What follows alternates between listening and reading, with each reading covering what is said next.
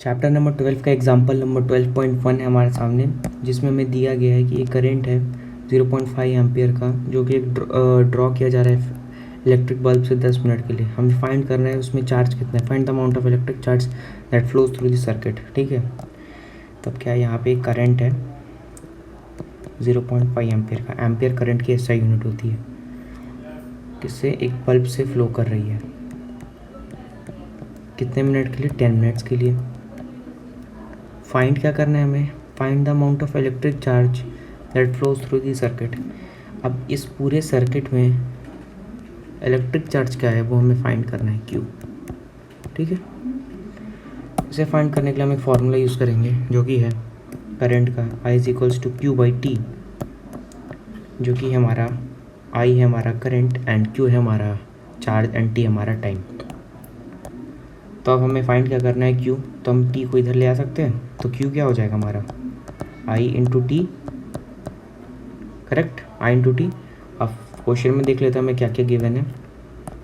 Question में हमें given है कि करंट है कितने, I कितना है 0.5 एम्पियर, डार्क कलर रहता है 0.5 एम्पियर। I हमारा कितना है 0.5 एम्पियर। देन हमारा टाइम कितना लिया जा रहा है, टाइम लिया जा रहा है हमारा 10 मिनट्स। तो कभी भी किसी भी न्यूमेरिकल को जब सॉल्व करते हैं फिजिक्स में, तो ट्राई करना है हमेशा से एसआई यूनिट में कन्वर्ट करने के लिए। ठीक है, एसआई यूनिट में, तो हमारा एसआई यूनिट क्या है यहाँ पे, टाइम का सेकंड्स होता है, तो 10 मिनट्स है, तो हमारा कितना हुआ 10 into 60 600 seconds, correct, right. Then हमें फाइंड क्या करना है, क्यू। बस निकल गया, सिंपल सा, आई आ गया, टी आ गया, अब क्यू निकालना है। क्यू यहाँ पे दिया गया है, बताया था जैसे Q is equals to charge is equals to current into time. तो यहाँ पे करंट का मिल गया हमें, लिखते जाओ, करंट मिल गया 0.5 एम्पियर इंटू टाइम कितना 600 seconds. Then that is your answer, Q is equals to 300। जब 0.5 ना, सिंपल देखो डिवाइड बाई 2 कर दो। 0.5 जब 50 है, 0.50 है, 0.5 है, सिंपल 300 कोलम। चार्ज का एसआई यूनिट कितना है, कोलम। तो आपको ये थ्योरी पार्ट भी लर्न करना है न्यूमेरिकल सॉल्व करते टाइम, और फॉर्मूले तो मोस्ट इंपॉर्टेंट है। ये हमने इस एग्जाम्पल नंबर 1 को सॉल्व करने के लिए कौन सा फार्मूला यूज़ किया, ये I is equals to Q by T वाला फार्मूला। आई होप आपको एग्जाम्पल नंबर 12.1 समझ आया होगा। अब बढ़ते हैं एग्जाम्पल नंबर 12.2 की तरफ। एग्जाम्पल नंबर 2 में हमें फाइंड करने के लिए दिया गया है वर्क निकालने के लिए, how much work is done in moving a charge of 2 coulomb across the 2 points having a potential difference 12 volt. ठीक है, इससे पहले आप थ्योरी पार्ट आपने पढ़ा हो, तो आपको इससे पहले वर्क का SI unit then formula all सब मालूम रहेगा, तो आपका एग्जाम्पल ये मक्खन की तरह आराम से हो जाएगा। तो यहाँ पे क्या दिया गया है, पोटेंशियल डिफरेंस है, देखो 2 पॉइंट के बीच में 12 वोल्ट, जिसमें करंट कितना चार्ज है 2 कोलम। हमें फाइंड क्या करना है, वर्क डन, कितना वर्क लगा 2 coulomb, how much work is done in moving a charge of 2 coulomb. Work find करना है 2 coulomb across the 2 points having a potential difference of 12 volt. कितना वर्क लगा 2 कोलम चार्ज को मूव करने के लिए पोटेंशियल डिफरेंस 12 वोल्ट के wire में। ठीक है, ये तो हमें वर्क फाइंड करना है। इसके लिए एक फॉर्मूला इस्तेमाल करेंगे हम, that is V is equals to W by Q. V है हमारा वोल्ट और पोटेंशियल डिफरेंस, और W हमारा वर्क डन एंड Q है हमारा charge. V is equals to W by Q, ये वाला फॉर्मूला दिया गया हमारे 12.2 में, इक्वेशन 12.2 में। देखो आपके एनसीईआरटी बुक में पेज नंबर 201 में, potential difference is equals to between 2 points is equals to work done by charge. ठीक है, तो अब यहाँ पे क्या निकालना था हमें, वर्क। क्वेश्चन में दिया गया ना, how much work is done, तो सिंपली हम क्यू को यहाँ ले आएंगे एग्जाम्पल नंबर 1 की तरह। यहाँ पे डब्ल्यू कैसे हो जाएगा, charge into potential difference that is volt. ठीक है, तो अब सिंपल सा वैल्यू पुट करो और आंसर निकालो। अब यहाँ पे क्या आ जाएगा हमारा आंसर, वर्क। ठीक है, चार्ज कितना है 2 कोलम एसआई यूनिट में ऑलरेडी, और वोल्ट कितना है 12, तो वर्क कितना हो जाएगा 24। अब वर्क की एसआई यूनिट क्या होती है, जूल्स।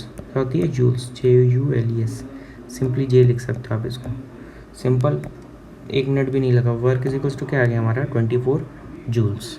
आई होप आपको एग्जाम्पल नंबर 12.2 भी समझ आया होगा। अब बढ़ते हैं नेक्स्ट एग्जाम्पल की तरफ। एग्जाम्पल नंबर 12.3 में दो पार्ट है हमारे, एक पार्ट है ए और एक दूसरा पार्ट है बी। तो पहले पार्ट में हमें दिया गया है how much current will an electric bulb draw from a 220 volt source if the resistance of the bulb is filament is इतना 1200 ओम। ठीक है, तो यहाँ पे पूछा गया करंट कितना, एक इलेक्ट्रिक बल्ब है, आपको डायग्राम के थ्रू बताता हूँ। ये हमारा एक इलेक्ट्रिक बल्ब है, ठीक है, ये कितना करंट ड्रॉ करेगा, कितने सोर्स से, 220 वोल्ट के सोर्स से, यहाँ पे कितने 220 वोल्ट के सोर्स से। इफ द रेजिस्टेंस, अगर बल्ब का जो रेजिस्टेंस है फिलामेंट का वो कितना है 1200 ओम। ये हमने ओम्स लॉ में पढ़ा होगा। ठीक है, तो इसको किससे फाइंड करेंगे हम, ओम्स लॉ के फॉर्मूला से। तो ओम्स लॉ का फॉर्मूला क्या है हमारा, V is equals to I R. यहाँ पे हमें क्या गिवन है, यहाँ पे हमें V गिवन है, R गिवन है, रेजिस्टेंस क्या फाइंड करना है I, how much current. So हम करंट को वैसे लिख सकते हैं I is equals to V by R. बस निकल गया, वैल्यू पुट करो और आंसर निकालो। सिंपल सा, यहाँ पे क्या लिखना है सिंपल सॉल्यूशन में, by Ohm's law, Ohm's sorry यहाँ पे होगा ये, by Ohm's law I is equals to V by R. ठीक है, सिंपल से ऐसे ब्रैकेट बना, बॉक्स बना देना V बाई आर। तो अब यहाँ पे I कितना है हमारा, जो कि हमें फाइंड करना है। देन हमारा V है हमारा यहाँ पे 220 वोल्ट एंड हमारा रेसिस्टेंस है यहाँ पे 1200 ओम। ठीक है, अब यहाँ पे कैलकुलेशन करना है, बहुत आसान है कैलकुलेशन, कोई ज़्यादा मुश्किल नहीं है। देखो यहाँ पे सिंपल 0 से 0 कैंसिल। ठीक है, अब कितना बचा हमारे पास अब यहाँ पे हमारे पास बचा 22/120। अब इसको सिंपल से यहाँ पे सॉल्व कर लो, यहाँ साइड में मैं आपको सॉल्व करके दिखा दे रहा हूँ। 22/120, तो यहाँ पे क्या हो जाएगा 0 पॉइंट, एक आ गया 220, देन 1 आ गया हमारा 120, आंसर इज़ हमारा 100। देन यहाँ एक और 0 ले लो, तो 120 इंटू 8, अब यहाँ पे 8 ले लो, 8 उसके आगे 9 जाएगा, तो 120 इंटू 8 कितना होता है हमारा 960। देन आ गया हमारा 0, 440 यहाँ बच गया। अब पॉइंट 2 प्लेस तक, यहाँ पे 2 प्लेस तक काफ़ी है आपका, 2 प्लेस तक आंसर लिखोगे तो फुल मार्क्स मिल जाएंगे, बस 2 प्लेस तक ले आना है आंसर। तो हमारे यहाँ पे आंसर क्या है, I is equals to 0.18 ampere. Question में क्या पूछा गया था, how much current will an electric bulb draw from 220 volt source if the resistance of the bulb filament is 1200 ohm, 1200 ohm. तो कितना करंट आया हमारा यहाँ पे 0.8 करंट, 0.18 एम्पियर करंट आ गया हमारा, ये आ गया 0.18 एम्पियर। ये बस हो गया हमारा पार्ट ए ख़त्म। देखते हैं पार्ट बी में हमें क्या क्या दिया गया है, इसे अरेज कर लेते एक बार, तब तक आप पार्ट बी एक बार पढ़िए खुद से। यस, देखिए पार्ट बी में दिया गया है हाउ मच करंट, इसमें भी हमें यहाँ करंट ही पूछा गया है। Will an electric heater coil draw from 220 volt source, अच्छा इसका भी सोर्स 220 वोल्ट है, if the resistance of the heater is 100 ओम। तो यहाँ पे पूछा क्या गया है, एक इलेक्ट्रिक हीटर है, देखा होगा उसमें कॉइल है। अब ये पूछा गया है ये कितना करंट ड्रॉ करेगा, 220 वोल्ट का सोर्स है हमारा। ठीक है, वोल्ट मीटर से मेजर किया, 220 वोल्ट का सोर्स है हमारा, और रेसिस्टेंस कितना है इस कॉइल का, इस कॉइल का रेसिस्टेंस है 100 ओम। फाइंड क्या कर रहे हैं हमें, वही करंट फाइंड करना है, तो वही लेकर देंगे by Ohm's law,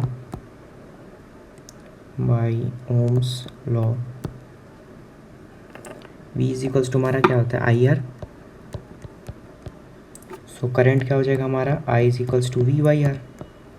simple, R इधर आ गया और कुछ नहीं, कोई इतना साइंस नहीं इसमें आ गया। अब क्या करना है, सिंपल क्या करना है, वैल्यूज पुट कर देना है, वैल्यू सिंपल वैल्यू दी गई है, सब ऐसा यूनिट में ऑलरेडी कन्वर्टेड है।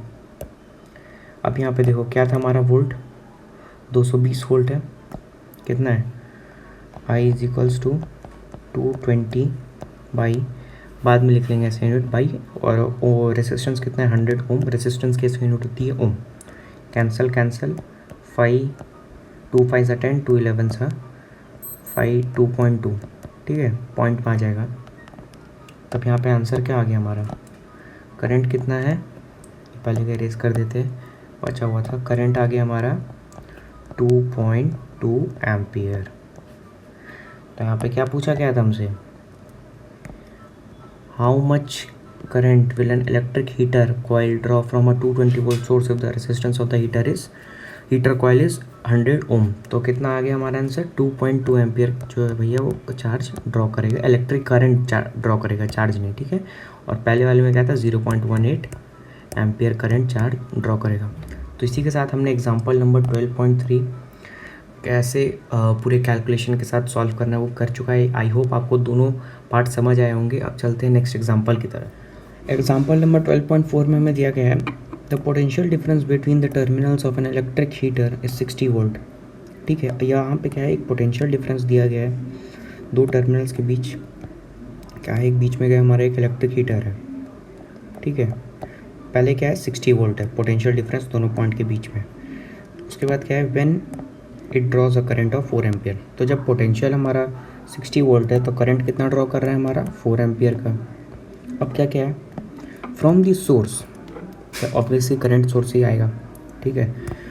What current will be the heater drop, the potential difference is increase to 120 volt. अब यहाँ पे एक चीज़ देखना है, यहाँ पे लिखा है increase to 120 volt, increase to 120 volt, increase by 120 volt नहीं है। तो पहले क्या है हमारा 60 वोल्ट है और उसके बाद क्या है 120 वोल्ट कर दिया। तो क्या करना है, 120 वोल्ट में कितना करंट ड्रॉ करना है वो फाइंड करना है। 60 वोल्ट में अगर 4 एम्पियर कर रहा है तो ऑब्वियसली 120 में कितना 8 एम्पियर करेगा। लेकिन हमें यहाँ कैसे कुछ शो करना है, स्टेप्स के थ्रू, जैसे कि आपने थंबनेल में देखा होगा स्टेप बाय स्टेप एक्सप्लेनेशन। सो देखो, सबसे पहले यहाँ पे क्या है, पहले 60 वोल्ट के लिए जैसे कि हम फॉर्मूला में जानते हैं V इज इक्वल्स टू हमारा 60 वोल्ट और I है हमारा 4 एम्पियर, ठीक है। तो ओम्स लॉ क्या कहते हैं, V is equals to I R. यहाँ पे हमें क्या निकालना है, R, क्योंकि V गिवन है और I गिवन है। तो I क्या हो जाएगा, V बाई आई। तो V कितना है हमारा 60 बाई, थोड़ा ऊपर करते से 60 बाई 4, दैट इज़ 6 1 जा 6 2 6 5 जा, दैट इज़ 15 ओम। रेसिस्टेंस कितना है हमारा 15 ओम। ये अब पूछोगे रेसिस्टेंस क्यों निकाला हमने यहाँ पे, रेसिस्टेंस इसलिए निकाला क्योंकि हमें यहाँ पे दिया गया क्वेश्चन में what current will the heater draw if the potential difference is increased to 120 volt. तो हमें यहाँ पे क्या निकाला, पोटेंशियल डिफरेंस जब 120 वोल्ट तक बढ़ चुका है तो हमें क्या निकालना है, यहाँ पे इलेक्ट्रिक करंट निकालना है। जब पोटेंशियल डिफरेंस, तो इलेक्ट्रिक करंट निकालने के लिए क्या होगा, I equals to V by R होता है ना, I equals to V by are.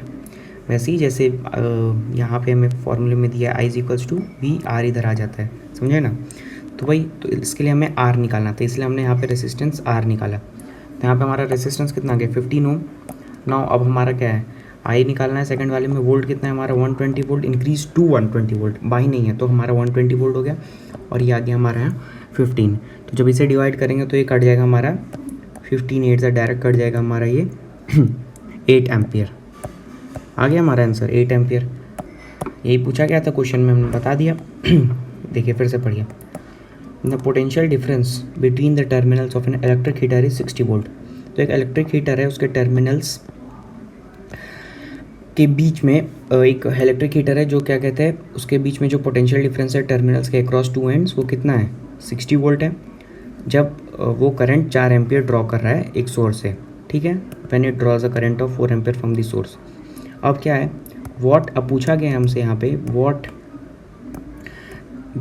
Current will the heater draw if the potential difference increase to 120 volt. अब पूछा गया जब पोटेंशियल डिफरेंस हमारा 120 वोल्ट हो गया है, 60 वोल्ट से 120 वोल्ट हो गया, तो करंट कितना लेगा, बस हमने वही फाइंड किया है यहाँ पे। पहले R निकाला क्योंकि करंट निकालने के लिए हमें R की वैल्यू की ज़रूरत है, इसलिए R निकाला हमने 15 ओम। देन रेसिस्टेंस सेम रहेगा दोनों के लिए क्योंकि मटेरियल सेम है। देन हमारा आंसर आ गया 8 एम्पियर। आई होप आपको ये एग्जांपल नंबर 12.4 समझ आया होगा।